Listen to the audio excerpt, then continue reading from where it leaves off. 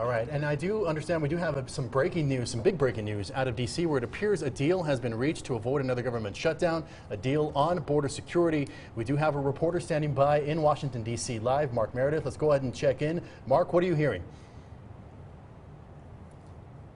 Daniel, we've just gotten word that there is a deal that's been reached by a bipartisan group of lawmakers, and this is a deal in principle that would keep the government funded, and not just the Department of Homeland Security, but several different agencies.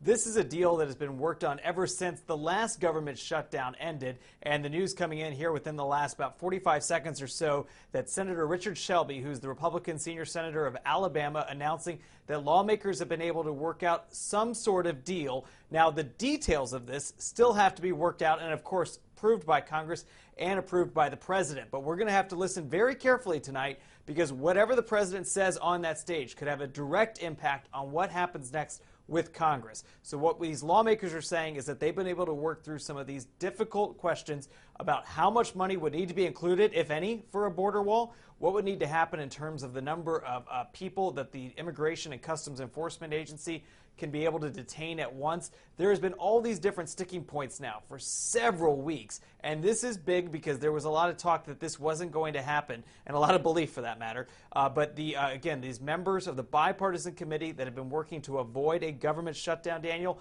they say they now have a deal in principle, and they're hoping to hash out the details between now and midnight Friday. We'll be interested to see what President Trump has to say about that once he takes the stage here in the next few minutes. Daniel? Mark Meredith, thank you so much. And it is important what he did have to say about that because